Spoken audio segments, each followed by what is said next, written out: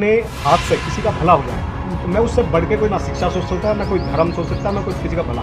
सबसे की कोई जाति नहीं है। ऐसे बच्चे मेरे प्रोग्राम में आए हैं जो मैं कल्पना नहीं करता बनना चाहिए। मैं तो कहता हूँ बाबा के कहे से तो मैं कह रहा हूँ बनना। आजकल ब्रांडेड हो चुके हैं क्योंकि से आप ये प्रतिभा सम्मान समारोह कार्यक्रम कर रहे हैं राजेश पायलट शिक्षा समिति के द्वारा, तो कभी कोई ऐसा मौका भी आया कि बहुत ज़्यादा परेशानी हुई, कठिनाइयों का सामना करना पड़ा? नहीं, अब नहीं पड़ता। पहले शुरू में पड़ी थी कठिनाइयाँ। किस तरह की कठिनाइयाँ ये थी, सोशल मीडिया का जब जमाना नहीं था, बहुत सारी कठिनाइयाँ ये थी। बच्चों को कैसे बुलाएं, कैसे लिस्ट बनाएं, किन बच्चों को आगे बढ़ाएं।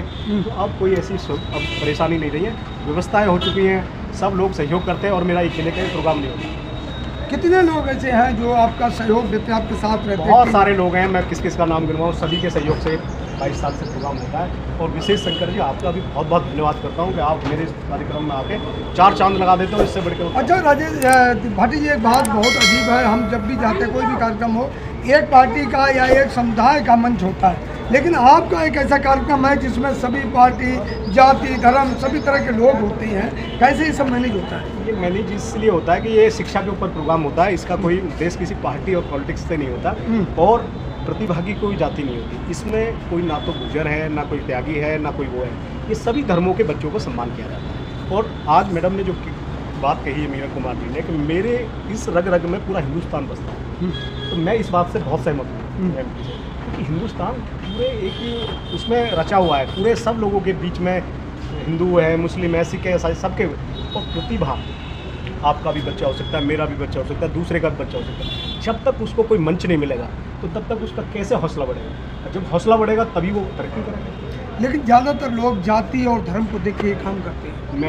मैं तो उन लोगों को ये सीख देना चाहता हूँ आपके चैनल के माध्यम से कि प्रतिभा की ना कोई जाति होती है और प्रतिभा किसी भी वर्ग में काम कर रहा है, वो एक्टिंग में काम कर रहा है, पढ़ाई में कर रहा है, खेल में कर रहा है, किसी चीज़ में कर रहा है, उसका विशेष सहयोग सभी लोगों को करना चाहिए। मुझे नहीं, पूरे हिंदुस्तान को करना चाहिए। अच्छा, बाबा रामदेव का कई बार नाम आया मंच पे, कैसे देखते हो आप? बाबा रामदेव आजकल ब्रांडेड हो चुके हैं क्योंकि पहले तो वो महंगाई के ऊपर बहुत लड़ाई लड़ते थे और दुनिया भर के भ्रष्टाचार की बात करते थे। आजकल उनकी जींस भी आ रही हैं, जबकि जींस तो कोई स्वदेशी और वो है नहीं, कपड़े भी आ रहे हैं। तो ये बहुत सारी बात है। त्यागी जी ने जो एक बार पार्लियामेंट में जो मुद्दा उठाया था, वो उनकी बात सत्य है। वो आप पार्लियामेंट के रिकॉर्ड में भी आप निकाल सकते हो। उन्होंने कोई दवाई बनाई थी जिससे लड़के पैदा होते हैं। तो लड़के जब पैदा होंगे तो लड़कियों का क्या होगा?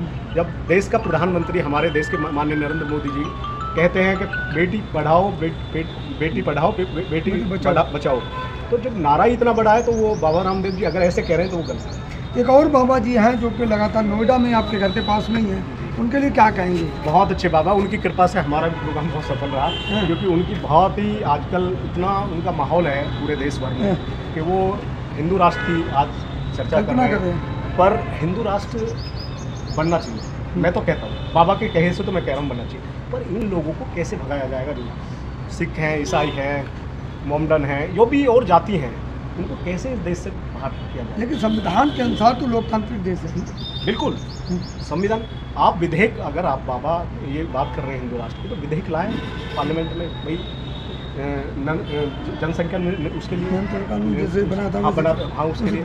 पर मैं इन मुद्दों पे बात नहीं करना चाह रहा क्योंकि आज ये शिक्षा का प्रोग्राम है और शिक्षा के प्रोग्राम में शिक्षा की ही बात होनी चाहिए। आपने ही कहा कि वो उन लोगों ने अच्छा, नई शिक्षा नीति की बात हो रही है, बात की है, मीरा कुमार जी ने भी बात की, उस बाद त्यागी जी ने भी बात की, तमाम लोगों नई शिक्षा नीति को कैसे देख रहे हैं?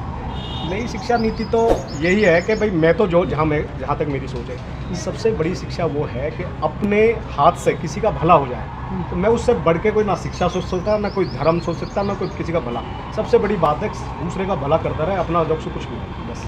आज एक ब्लाइंड बच्ची को भी सम्मानित किया गया, कैसे देखते हैं? बहुत आज मुझे इतना अपने देश पे एक गर्व हुआ, जिसको देख नहीं सकती, जो सुन नहीं सकती और उसने इतने अच्छे मार्क्स लाई हैं।